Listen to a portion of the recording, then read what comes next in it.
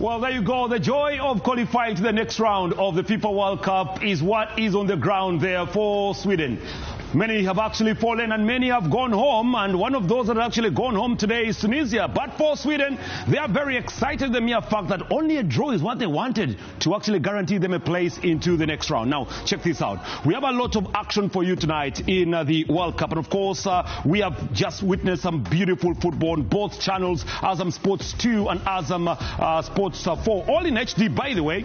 And for those who actually were on the other side of the HD 2, you realize that the Dutch managed to do their double Dutch, and they qualified very well on top of the table on the other side, knocking out the Tunisians, another African team that has actually gone home. But here we are going to be analyzing the game that we had on Azam Sports 4 HD, and that is the one between Sweden and Japan. Very tight game in the first 45 minutes, I can tell you. But later on in the second half, it opened up and the goals came 1-1 apiece, and that was just enough to actually see Sweden qualify to the next round, and also Japan making it there. But Sweden qualify as one of the third, by the way. We still have to wait. I'm not yet qualified officially, but the mathematics say it. We wait to see what happens a little bit later. But the usual suspects are here with me. We call them the night dwellers. I don't want them to hear, but I think they've had me there. They are the night dwellers anyway. It's none other than Felix Sapao, all the way from Malawi, the night dweller from Malawi. Good morning. Good morning. Mwazuka bwanji? Yes, twazuka. How do I respond? Twazuka bwino. Twazuka bwino. Oh, nazuka bwino or twazuka bwino? Both are correct. I think the first one, proper. The first one. Nazuka bwino. That's you. Oh, because you can hear it. One is singular, and that would be you. Ndazuka bwino. Then twazuka is plural. Yeah, the languages all conform to the same thing. Yes. You know? Yeah. I can tell you, by the time I finish the World Cup here in Azam, I would have learned some bit of Nyanja language all the way from Malawi. We call it Chichewe. Chichewe now. Yeah. All right, there we go. Chichewe, I'll be learning that.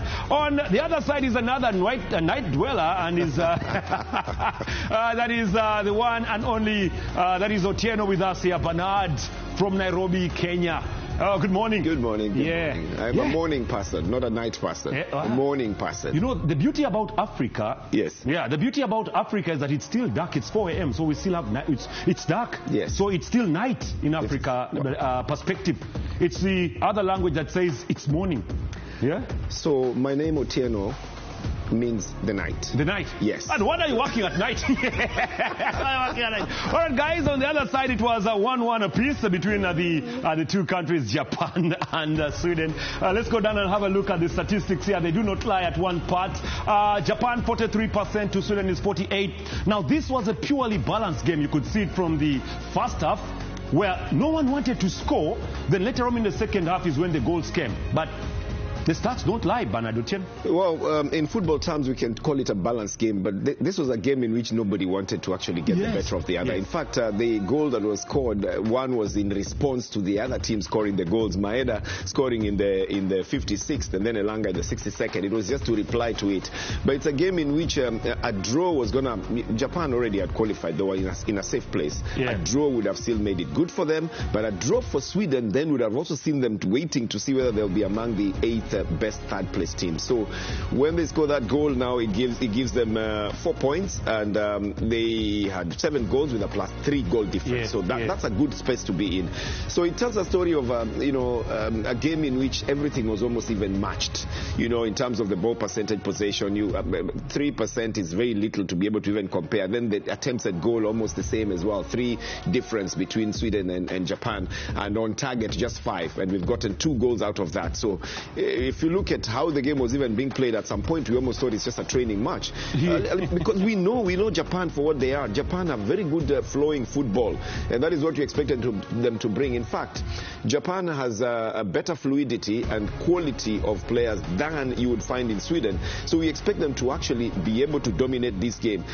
they become the first Asian side anyway to score 5 goals at a World Cup. So that's a good record for them as well. Yeah. And they have made it to the round of 16 now. In the past 2 World Cups, this is now the 3rd. And remember, in 2022, they were 10th in the World Cup. So they are a team that came with better statistics into this game altogether.